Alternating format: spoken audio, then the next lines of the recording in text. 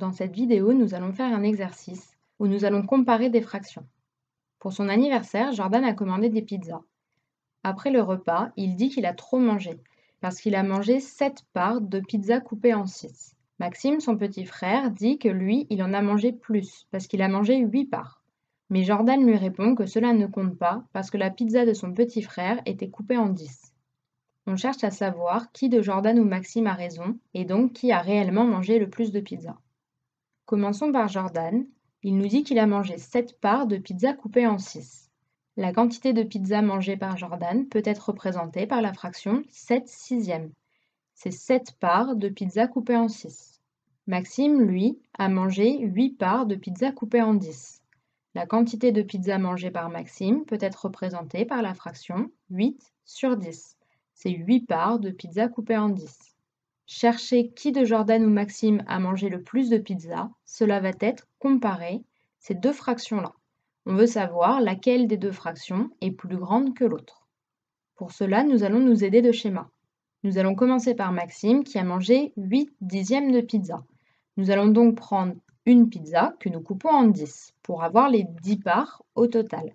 Maxime, lui, a mangé 8 parts, donc nous allons colorier 8 parts. La partie coloriée en vert est la quantité de pizza mangée par Maxime. Prenons maintenant Jordan qui a mangé les 7 sixièmes de pizza. Nous devons donc prendre une pizza que nous coupons en 6. Maintenant, il faut colorier 7 parts puisque Jordan a mangé 7 parts. Si nous colorions entièrement cette pizza, cela ne fait que 6 parts. Il faut donc prendre une deuxième pizza et colorier une part pour la part manquante et donc avoir les 7 parts au total mangées par Jordan. En vert, nous avons donc la quantité de pizza mangée par Jordan. On voit ici facilement que Jordan a mangé plus de pizza que Maxime, car Jordan a mangé une pizza plus un petit bout, alors que Maxime, lui, n'a pas mangé la pizza en entier.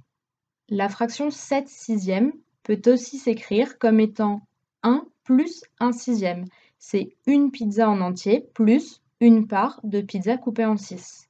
On dit que l'on a décomposé la fraction 7 sixièmes comme une somme d'un entier et d'une fraction.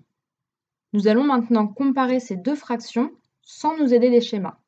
Pour cela, nous allons regarder le numérateur et le dénominateur. Dans la fraction 8 dixièmes, le numérateur est 8 et le dénominateur est 10. Cela signifie qu'une unité est partagée en 10 et que l'on sélectionne 8 parts de cette unité. Comme 8 est inférieur à 10, cela signifie qu'on ne prend pas l'unité en entier. Donc cette fraction va être plus petite que l'unité. L'unité c'est 1. Cela veut dire que 8 dixièmes est plus petit que 1. C'est donc moins d'une pizza en entier. Regardons maintenant la fraction 7 sixièmes. Le numérateur est 7 et le dénominateur est 6. Notre unité est donc partagée en 6 petits morceaux et nous devons en prendre 7. Comme 7 est plus grand que 6, 7 est supérieur à 6, cela signifie que l'on va prendre plus de l'unité en entier. On prend plus de 6 parts, donc notre fraction sera plus grande que l'unité, plus grande que 1. Alors, 7 sixièmes est supérieur à 1. Voyons ce qu'il faut retenir de cette vidéo. Nous avons dit que dans une fraction, si le numérateur est plus petit que le dénominateur, c'est que notre fraction est inférieure à 1. C'est moins que l'unité. Par exemple, 2 tiers est plus petit que 1 parce que 2 est plus petit que 3. Si le numérateur est supérieur au dénominateur, cela signifie que la fraction est supérieure à 1. C'est plus que l'unité. Par exemple, 7 quarts est supérieur à 1 car 7 est supérieur à 4.